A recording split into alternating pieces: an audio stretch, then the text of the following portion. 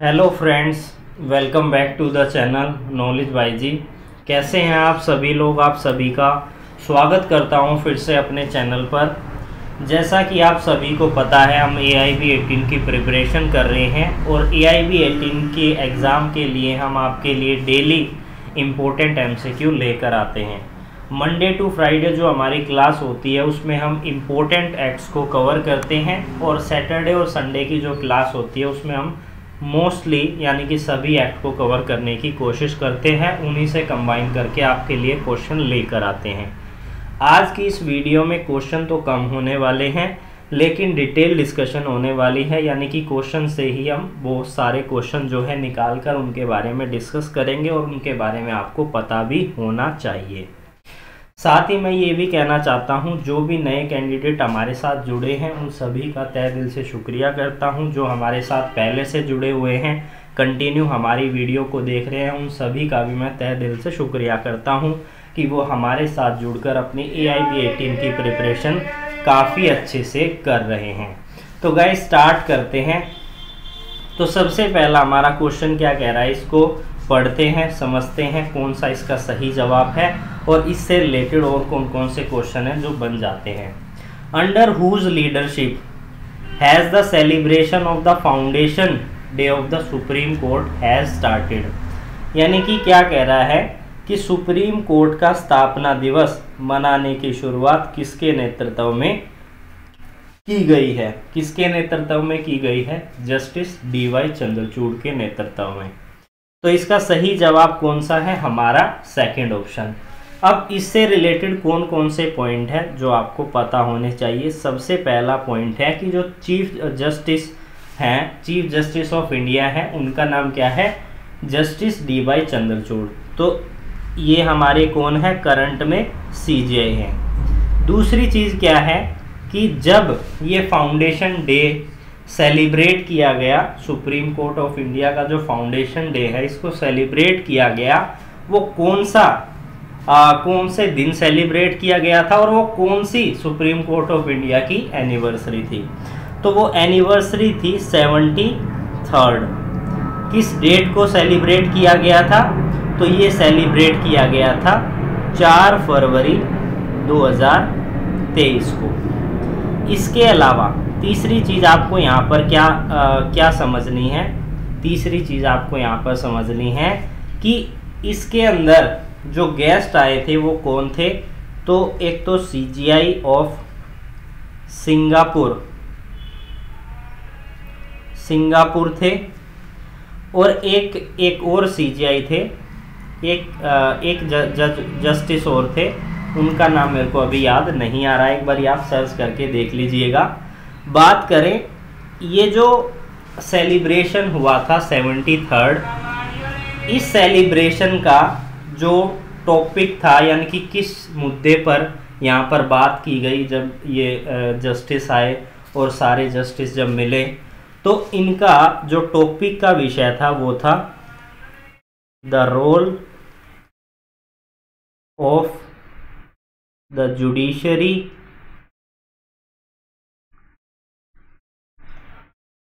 इन changing world. तो इस मुद्दे पर जो थी उन्होंने बातचीत की थी। और चौथा पॉइंट क्या है कि हर साल किस दिन को सेलिब्रेट किया जाता है एज ए कॉन्स्टिट्यूशनल डे? ये आपको याद रखना है, 26 नवंबर को। हर साल 26 नवंबर को कॉन्स्टिट्यूशनल डे बनाया जाता है। तो इससे रिलेटेड ये सभी क्वेश्चन हैं जो आपको याद रखने हैं। इस चार्ट को भूलना नहीं है, आपको याद रखना है। बात करते हैं अगले इंपॉर्टेंट क्वेश्चन के बारे में। क्या कह रहा है ये क्वेश्चन, इसको समझ लेते हैं। एक मिनट, जस्ट वेट।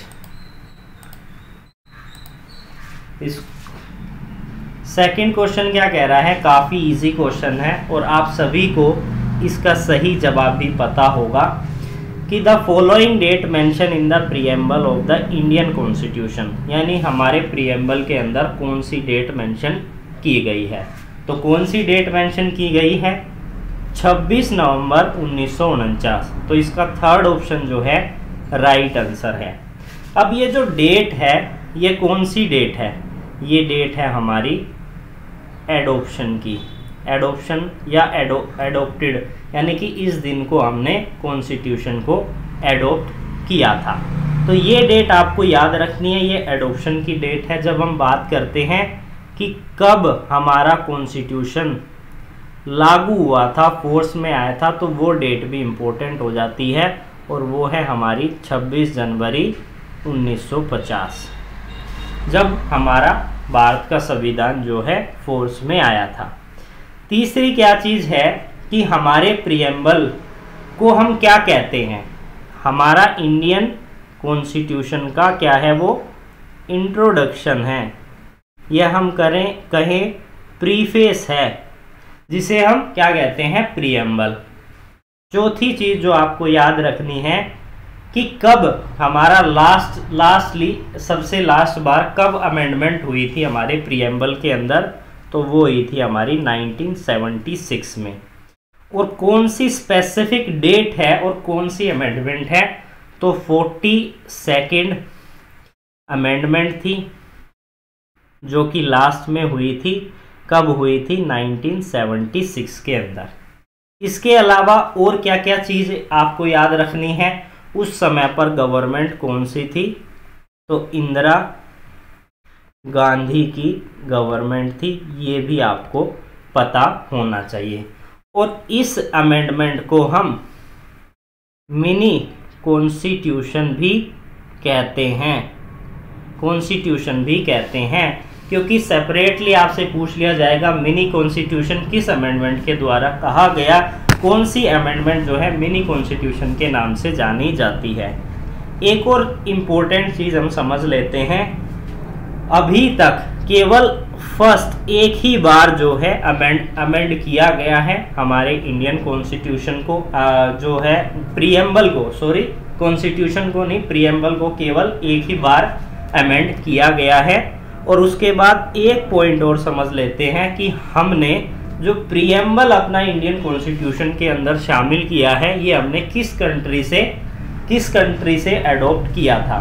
तो ये हमने किया था यूएस से, यानी कि अमेरिका के कॉन्स्टिट्यूशन से, यूनाइटेड स्टेट ऑफ अमेरिका के कॉन्स्टिट्यूशन से हमने जो था क्या लिया था? अपना प्रीएम्बल को शामिल किया था अपने कॉन्स्टिट्यूशन के अंदर, यानी कि उनके कॉन्स्टिट्यूशन से कुछ इंपॉर्टेंट चीज़ों को लेकर अपने प्रीएम्बल को शामिल किया था अपने कॉन्स्टिट्यूशन के अंदर। तो ये सारी चीज़ें इंपॉर्टेंट है जो आपको याद रखनी है। बात करते हैं हम अपने अगले इंपॉर्टेंट क्वेश्चन के बारे में, क्या कह रहा है समझ लेते हैं। According to the new rule under the motor vehicle amendment act 2019, the fine amount for not wearing seat belt, अगर कोई भी व्यक्ति सीट बेल्ट नहीं पहन रहा है तो उसको कितनी सज़ा दी जाएगी? हिंदी में क्या इसका अर्थ है? मोटर वाहन संशोधन अधिनियम 2019 के तहत एक नया यातायात नियम के अनुसार सीट बेल्ट न पहनने पर जुर्माने की राशि क्या होगी?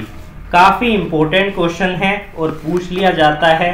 मोटर व्हीकल एक्ट के क्वेश्चन जो है हमारे एआईबी में तो पूछे ही जाते हैं। इसके अलावा अगर आप किसी ट्रांसपोर्ट डिपार्टमेंट में लगने के लिए कोई एग्ज़ाम दे रहे हैं तो उसके लिए भी इम्पोर्टेंट हो जाता है। तो जब हम बात करते हैं किसकी? विदाउट वियरिंग सीट बेल्ट, तो ऐसे में कितना फाइन लगाया जाएगा? 1000 रुपये तक का जो है फाइन लगाया जाएगा। जब हम बात करते हैं मोटर व्हीकल, यहाँ पर हमें क्या क्या चीज़ें समझनी है कि मोटर व्हीकल अमेंडमेंट बिल जो था,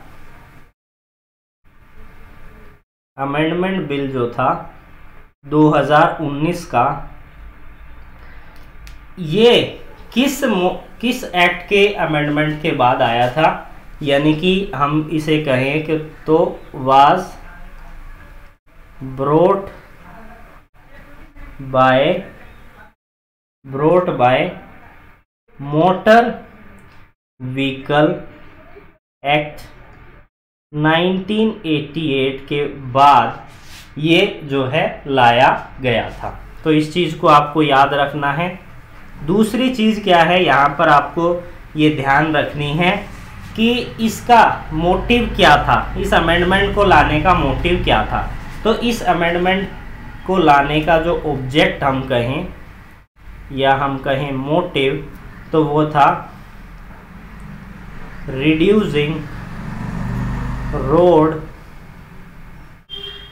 एक्सीडेंट, ताकि क्योंकि एक्सीडेंट की मात्रा काफ़ी ज़्यादा बढ़ रही थी और केसेस काफ़ी ज़्यादा बढ़ रहे थे। अब हम बात करते हैं कि अगर कोई भी व्यक्ति अल्कोहल पीकर गाड़ी चला रहा है तो उसको कितना फाइन देना होगा और कितनी उसको इम्प्रिजमेंट दी जाएगी। तो उसको यहाँ पर 10,000 रुपये तक का उस पर जुर्माना लगाया जा सकता है। फाइन की बात करें तो फाइन की बात करें तो 10,000 रुपये, और जो सज़ा की बात करें तो उसे 6 महीने तक की मैक्सिमम इम्प्रिजमेंट जो है दी जा सकती है। इसके अलावा बात करें इससे रिलेटेड और इम्पोर्टेंट क्या क्या पॉइंट हमारे बन जाते हैं, जब हम बात करते हैं कि कौन सा ऐसा सेक्शन है जो कि बात करता है ग्रांट ऑफ लर्निंग लाइसेंस। तो कौन सा है वो आप बता सकते हो? लर्निंग LL लिख देता हूँ मैं ताकि आप समझिए। लर्निंग लाइसेंस अगर ग्रांट किया जाता है तो इससे रिलेटेड हमारी सेक्शन 8 है। तो ये कुछ इम्पोर्टेंट चीज़ें हैं जो आपको पता होनी चाहिए, और इस चार्ट को बिल्कुल ना भूलिएगा, ये सभी पॉइंट इम्पोर्टेंट है आपके एग्ज़ाम के लिए। बात करते हैं अगले इम्पोर्टेंट क्वेश्चन के बारे में। क्या कह रहा है इसको समझ लेते हैं। Under the motor vehicle act 1908 learner licence is issue under the act shall be. तो कौन सा इसका सही जवाब है, पढ़ लेते हैं। पहला है effectively only in the state where it is issued. Second option है effectively only in the district where it is issue, यानी कि स्टेट में, डिस्ट्रिक्ट में। थर्ड है effectively within the territorial jurisdiction of the office of the regional transport office from where it is issue. And fourth option है effective all throughout the India, यानी कि संपूर्ण भारत में इसका प्रभाव रहेगा अगर LL लाइसेंस जो है दे दिया जाता है, इशू कर दिया जाता है। हिंदी में एक बार और पढ़ लेते हैं ताकि आपको और अच्छे से क्लियर हो जाए। मोटर वाहन अधिनियम 1908 के तहत अधिनियम के तहत जारी किया गया शिक्षार्थी लाइसेंस यानी कि लर्नर लाइसेंस, वो उसका क्या प्रभाव रहेगा? तो प्रभावी रूप से केवल उसी राज्यों में जहां इसे जारी किया गया है वहीं पर उसका जो है प्रभाव रहेगा। दूसरा है प्रभावी रूप से केवल उसी जिले में जहां इसे जारी किया गया है, या तीसरा ऑप्शन है क्षेत्रीय परिवहन अधिकारी के कार्यालय के क्षेत्रीय क्षेत्राधिकार के भीतर प्रभावी जहां से इसे जारी किया जाता है। और फोर्थ ऑप्शन है संपूर्ण भारत में इसका प्रभाव रहेगा। तो इसका जो करेक्ट ऑप्शन है वो है हमारा फोर्थ ऑप्शन। ये तो आपने समझ ही लिया अब यहाँ पर कि सेक्शन नंबर हमारी 8 है जो कि क्या करती है, लर्निंग लाइसेंस यानी कि लर्नर लाइसेंस जो सीख रहे हैं अभी, यानी उसने पर्ची अपनी कटवा दी है, पैसे उसने भर दिए हैं, अब उसके पास लर्नर लाइसेंस है। लर्नर लाइसेंस है, अब इससे रिलेटेड और कौन कौन से इम्पोर्टेंट क्वेश्चन बन जाते हैं जो हमारे एग्ज़ाम पॉइंट ऑफ व्यू के लिए हमें पता होने चाहिए। अगर आपसे मैं पूछूं कि बिना इंश्योरेंस के अगर कोई भी ड्राइव कर रहा है तो उस पर कितना फाइन लगाया जाएगा, ये इम्पोर्टेंट चीज़ें हैं जो आपको पता होनी चाहिए। तो कितना फ़ाइन लगाया जाएगा, 2000 रुपये तक का। कितना फ़ाइन लगाया जाएगा, 2000 रुपये तक का फ़ाइन लगाया जाएगा अगर आप विदाउट इंश्योरेंस के ड्राइव कर रहे हैं। इसके अलावा अगर हम बात करते हैं किसकी, आपने काफ़ी बार जब मोटर व्हीकल एक्ट के अंदर केस फाइल होते हैं तो एक हिट एंड रन केस होता है, नॉर्मली बंदों को नहीं पता होगा। हिट एंड रन जो मोटर व्हीकल एक्ट में डील करते हैं उन्हीं को पता होगा। अगर हिट एंड रन में किसी की डेथ हो जाए या वो ग्रीवियस हर्ट हो जाए, और हिट एंड रन का क्या मतलब होता है ये भी मैं यहाँ पर समझा देता हूँ आपको।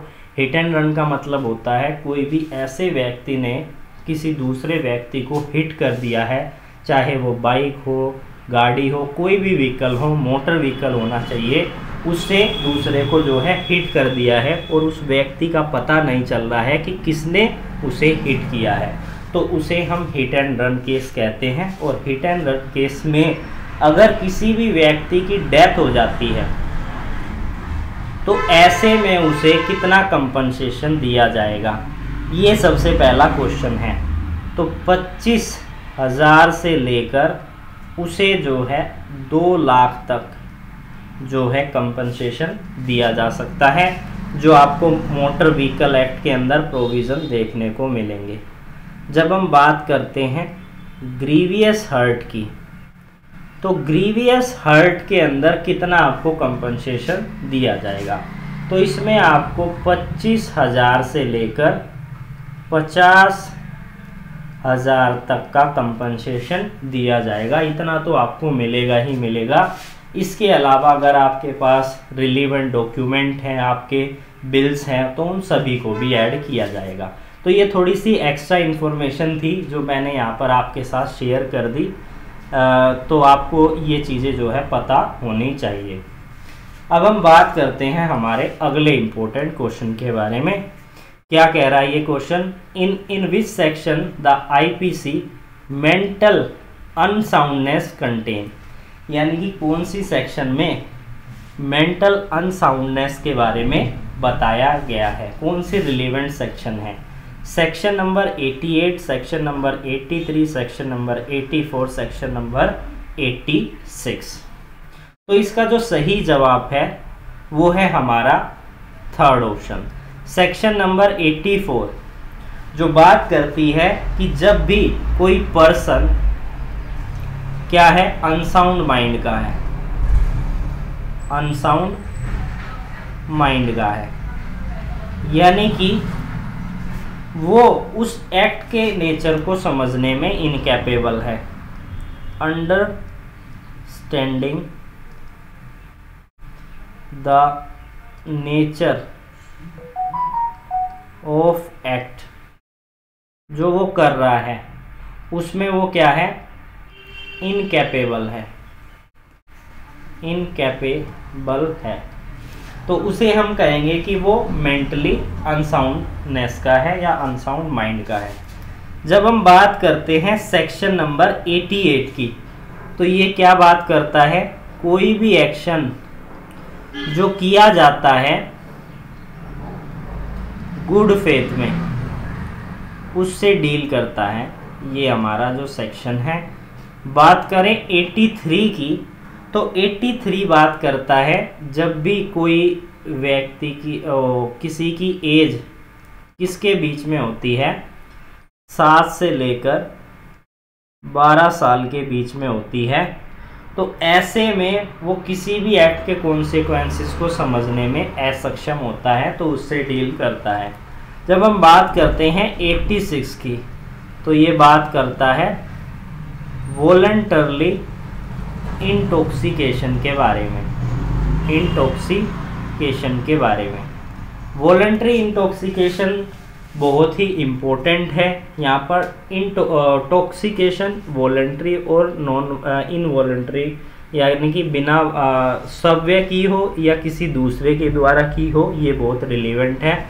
सव्य की जाएगी जब भी वो लायबल होगा, अगर किसी दूसरे ने उसे इंटॉक्सिकेट कर दिया है तब वो उसके फेवर में जाएगा, अदरवाइज उसने खुद ही वॉलंटरली इंटॉक्सिकेट हुआ है तो वो चीज़ उसके अगेंस्ट में जाएगी।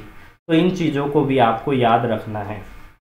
बात करते हैं अगले इम्पोर्टेंट क्वेश्चन के बारे में। क्या कह रहा है इसको समझते हैं, कौन सा इसका सही जवाब है उसके बारे में डिस्कशन करेंगे। कि dash is not longer a criminal offence as the supreme court scrapped section 497 of India.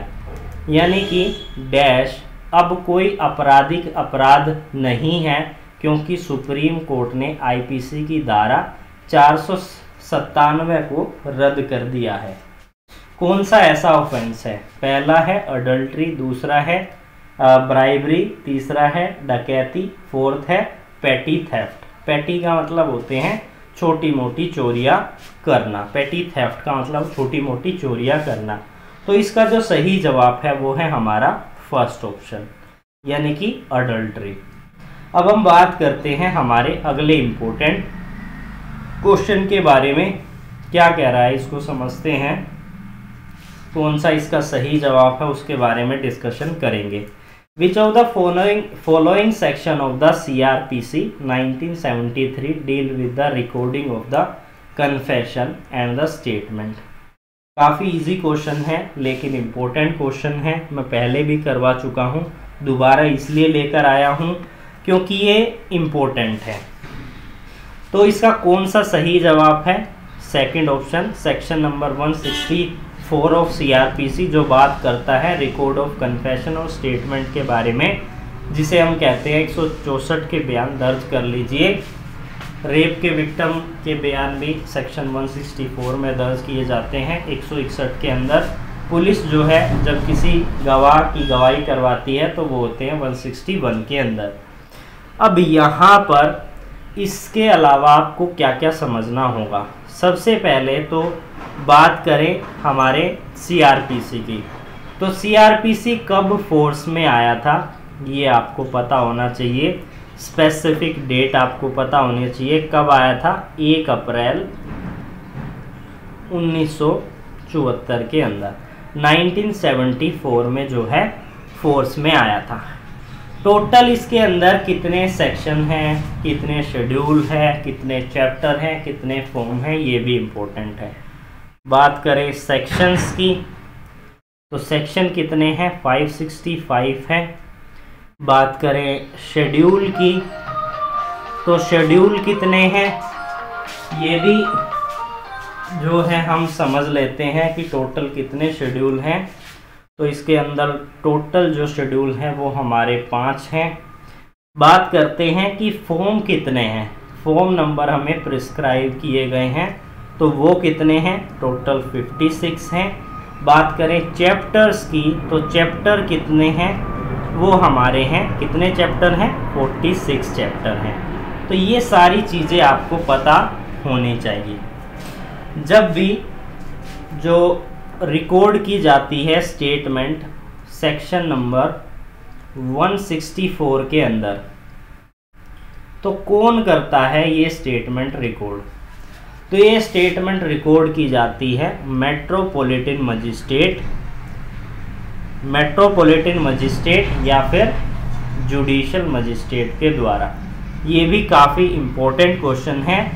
और इस तरीके की स्टेटमेंट को हम किस तरीके से वीडियो और या ऑडियो के द्वारा जो है रिकॉर्ड कर सकते हैं, जिसे हम कहते हैं इलेक्ट्रॉनिक फॉर्म में इसे रिकॉर्ड कर सकते हैं। अगर आपने कन्फेशन दिया है किसको? पुलिस को, तो वो कन्फेशन नहीं माना जाएगा।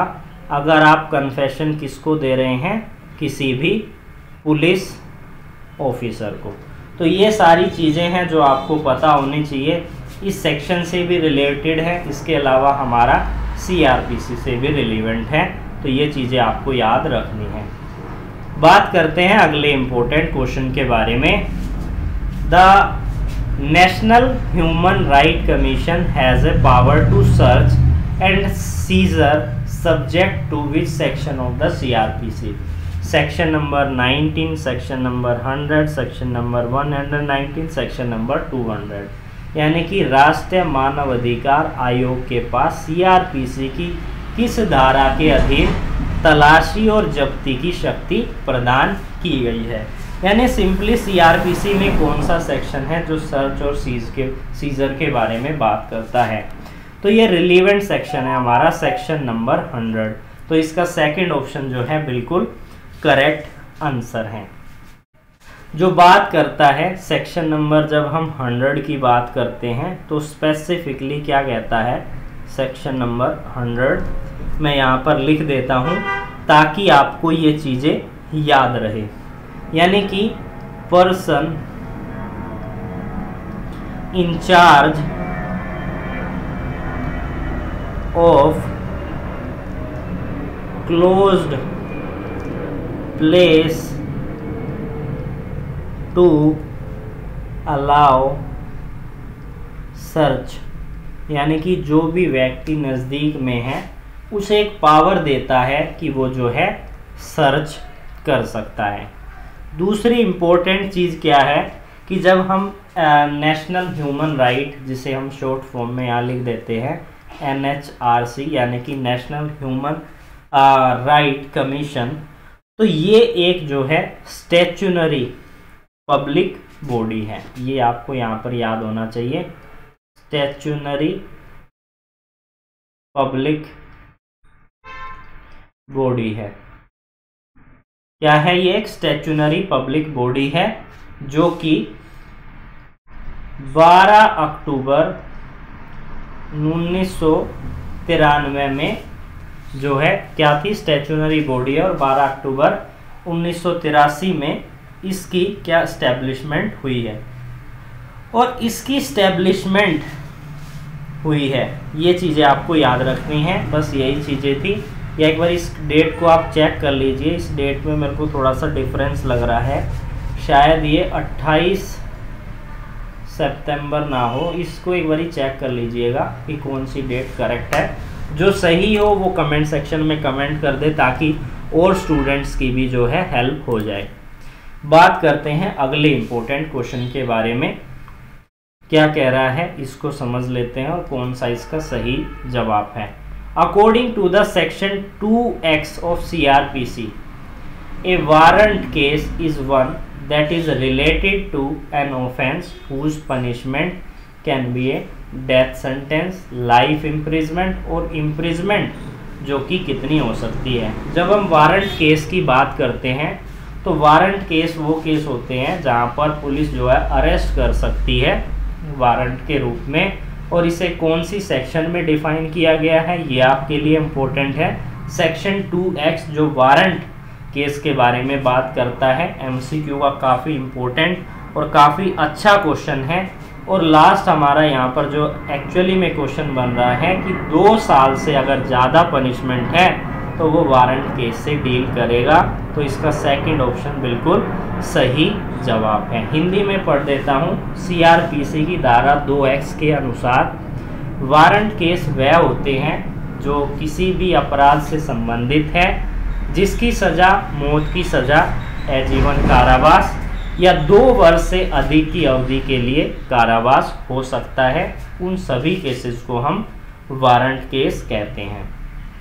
बात करते हैं अगले इम्पोर्टेंट क्वेश्चन के बारे में, क्या कह रहा है इसको समझ लेते हैं और कौन सा इसका सटीक जवाब है।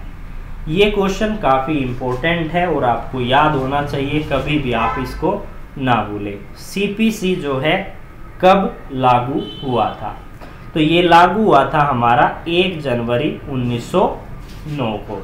1908 का हमारा एक्ट है, 1909 को ये लागू हुआ था। अब यहाँ पर क्या CPC all over world applicable होता है या कोई सी ऐसी जगह है जहाँ पर अप्लीकेबल नहीं होता? हाँ बिल्कुल है, ऑल ओवर इंडिया तो अप्लीकेबल है, लेकिन किसको छोड़कर? स्टेट ऑफ नागालैंड एंड टेरिब्यूनल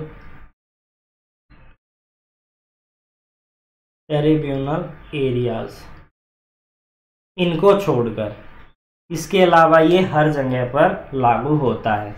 जब हम बात करते हैं CPC की तो CPC में डिग्री काफ़ी बार पूछा जाता है। तो डिग्री कहाँ पर डिफाइन की गई है? सेक्शन नंबर 2 सब सेक्शन 2 के अंदर। बात करें तीसरी चीज़ कि डिग्री के अंदर क्या चीज़ें इंक्लूड होती हैं, तो पहली चीज़ है रिजेक्शन ऑफ प्लांट। दूसरी क्या चीज़ है जो शामिल होती है, वो है डेटर्मिनेशन। क्या है? डेटर्मिनेशन ऑफ एनी क्वेश्चन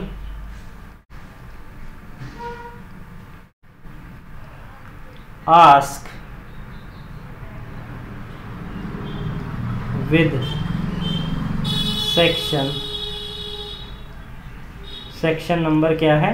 144, यानी कि सेक्शन नंबर 144 ये दोनों चीज़ों को शामिल करता है। चौथा क्वेश्चन है किस चीज़ को शामिल नहीं करता है? Not include. ये आपको हमें कमेंट सेक्शन में कमेंट करके बताना है। बात करते हैं अगले इम्पोर्टेंट क्वेश्चन के बारे में, क्या कह रहा है इसको समझ लेते हैं और कौन सा इसका सटीक और सही जवाब है। विच section of the Indian evidence act deal with the examination of child witness. Child witness के एग्जामिनेशन के बारे में कहाँ पर बताया गया है, जो बात करता है किसके बारे में? कॉम्पिटेंसी ऑफ विटनेसेस के बारे में। अब आपको पता चल गया होगा कॉम्पिटेंसी ऑफ विटनेसेस के बारे में। तो रिलीवेंट सेक्शन है हमारा सेक्शन नंबर 118, तो इसका जो सेकंड ऑप्शन है बिल्कुल सही जवाब है। बात करते हैं अगले इम्पोर्टेंट क्वेश्चन के बारे में, क्या कह रहा है समझ लेते हैं। To whom Hindu law is not applicable. किस पर हिंदू लॉ अप्लीकेबल नहीं होता? पहला ऑप्शन है a person who is not Muslim, Christian, Parsi और जैव। सेकंड ऑप्शन है Hindu by birth. Third option है person who is convert to the Christianity. Fourth option है person who is convert to the Hinduism. तो यानी कि जो Christianity में परिवर्तित हो गया है वो हिंदू नहीं है, इसलिए इसका थर्ड ऑप्शन जो है बिल्कुल सही है। हिंदू कानून किस पर लागू नहीं होता है, ये हमारा क्वेश्चन है, किस पर अप्लीकेबल नहीं होता है। सही आंसर भी आपको जो है पता चल गया है। बात करते हैं अगले इंपॉर्टेंट क्वेश्चन के बारे में। Which of the following is not the meaning of rule of law according to the AV Dicey jurist. AV Dicey jurist के अनुसार उन्होंने कहा है रूल ऑफ लॉ के बारे में, तो उनके अनुसार कौन सा रूल ऑफ लॉ नहीं है, इन सभी में से कौन सा मीनिंग नहीं है? Supremacy of law, equality before law, predominance of legal spirit, wide discretionary power. तो इसका जो फोर्थ ऑप्शन है बिल्कुल सही जवाब है। इसके अलावा थर्ड, पहले तीन ऑप्शन जो बात करते हैं रूल ऑफ लॉ के बारे में। बात करते हैं अगले इंपॉर्टेंट क्वेश्चन के बारे में, क्या कह रहा है समझ लेते हैं। What is the full form of the PIL? काफ़ी इजी आपको पता होना चाहिए। पहला ऑप्शन है public inquiry litigation, second option है पब्लिक इन्वेस्टिगेशन लिटिगेशन, दूसरा है पब्लिक इन्वेस्टमेंट लिटिगेशन, फोर्थ है नॉन ऑफ द अबव। तो इन सभी में से कोई भी इसकी जो है सही डेफिनेशन नहीं है, यानी कि क्या है इसकी full form? Public interest litigation, जिसे हम क्या कहते हैं, शॉर्ट फॉर्म में PIL कहते हैं। अब हम बात करते हैं हमारे अगले इम्पोर्टेंट क्वेश्चन के बारे में, क्या कह रहा है समझ लेते हैं। Which section of the advocate act 1961 provide the power of the bar council of India to make the rules? कौन सी सेक्शन है? काफ़ी इजी क्वेश्चन है, सीधा पूछा गया है। सेक्शन 16, सेक्शन 17, सेक्शन 28 और सेक्शन 12। हिंदी में क्या इसका अर्थ है? अधिवक्ता अधिनियम 1961 कि कौन सी धारा बार काउंसिल ऑफ इंडिया को नियम बनाने की शक्ति प्रदान करती है? तो इसका सबसे सही और सटीक जवाब है हमारा थर्ड ऑप्शन। तो वीडियो को मैं यहीं पर स्टॉप कर रहा हूँ, वीडियो काफ़ी लंबी हो गई है। कैसी लगी कमेंट करके ज़रूर बताइएगा। जो क्वेश्चन मैंने आपको कहा है कि उसको देखिएगा, तो उसको ज़रूर देख के आप हमें कमेंट कीजिएगा, ताकि और स्टूडेंट्स का भी वो क्वेश्चन ठीक हो सके। तो फिर मिलते हैं, तब तक के लिए।